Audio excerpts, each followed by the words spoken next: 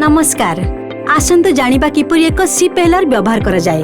सिपेलर एक ready to use inhaler जेउथिरे औषध powder आकार रे थाए। सिपेलर रो किछि गुरुत्वपूर्ण अंश अछि।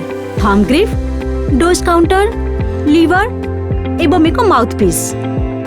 तीनोटी सहज पदक्षेप मने रखंतु। खोलंतु, लोड करंतु, इनहेल करंतु। चलंतु आरंभ करिबा। पाउच रु सिपेलर को बाहर करंतु। सीधा छिड़ा हुअंतु किंबा सीधा बसंतु एवं गोटिए हाथ रे सिपेलर धरी रखंतु। आपणक अन्य हाथर बुढ़ा आंगुठी को थंब ग्रिप ऊपर रखंतु। आपण एक क्लिक शब्द सुनिबा पर्यंत आपणक थंब ग्रिप को स्लाइड करी सिपेलर को खोलंतु। माउथ पीस को निज पटक रखी सिपेलर को भू समांतर अवस्था रे धरी रखंतु।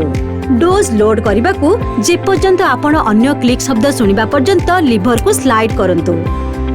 वर्तमान आपणकर सिपेलर व्यवहार करने को प्रस्तुत। ध्यान दियंतु जे प्रत्येक थर लिवर पछकू ठेली होई गले इनहेल करबा पई एक डोज उपलब्ध हुए एवं डोज काउंटर नंबर रे संख्या गोटी ह्रास पाइबो। एक डोज इनहेल करबा पूर्वरु आपणक पाटी पटरु जे पर्यंत या आरामदायक हुए संपूर्ण रूपे प्रश्वास छाडंतु। मने रखंतु जे सिपेलर माउथ पीस रे केबे भी प्रश्वास छाडिबे नाही। माउथ पीस को पाटी रे रखंतु एवं चारि पाखरे ओठ को शक्त भाबे बंद करंतु। मुंड को सीधा एवं शरीर को सीधा रखंतु।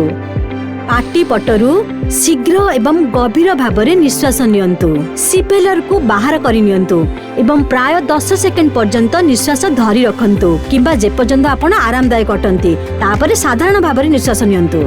सिपेलर बंद करबा को बुढ़ा आंगुठी को थंब ग्रिप रे रखंतु। क्लिक शब्द सुनिबा पर्यंत एहा को आपण आड़ को स्लाइड करंतु। एहा परवर्ती समय रे व्यवहार करिबा पई सिपेलर को प्रस्तुत करे। जदि द्वितीय डोज आवश्यक हुए 1 मिनिट अपेक्षा करंतु पूर्व पदक्षेप गुडिकर पुनरावृत्ति पूर्वरु। निश्वास नेबा परे पाटी को पानी रे धोई या को फोपाडी दियंतु। ढोकंतु नाही। केवल एतिकी एक सिपेलर व्यवहार करिबा केते सहज एवं सरल एतिकी मने रखंतु। खोलंतु, लोड करंतु, इनहेल करंतु। सिपेलर रे 60 डोज रो मेडिसिन थाए। प्रत्येक थर गोटी एथिरु डोज नेबा परे डोज काउंटर नंबर ह्रास पाइबाकु लागे। सिपेलर मध्य लाल रंग रे शेष 5टी डोज को सूचित करे। सिपेलर को परित्याग करंतु डोज काउंटर शून्य रे पहुंचबा परे। माउथ पीस रो बाहर पटकू एक कपड़ा किंबा टिश्यू द्वारा सफा करा जाय पारे। सिपेलर केबे धोइबा उचित नुहे। एहाकू सर्वदा सुखिला रखिबा उचित। सिपेलर को 30 डिग्री सेंटीग्रेड रु अधिक नथिबा तापमात्रा रे आर्द्रता ठारू संरक्षित रखिबा उचित। सिपेलर रे प्रश्वास छाडंतु नाही। सिपेलर को अलगा करबा को चेष्टा करंतु नाही। एही वीडियो रे देखा जायतिबा परि सर्वदा भू समांतर अवस्था रे सिपेलर को व्यवहार करंतु।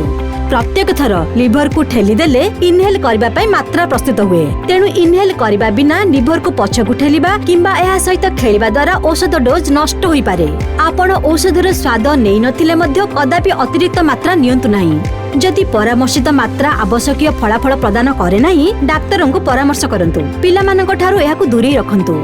अधिक सूचना पाई पैक सन्निवेश को अनुसरण करंतु किंबा www.breathefree.com को लॉगिन करंतु किंबा 9873335577 को जोगाजोग करंतु।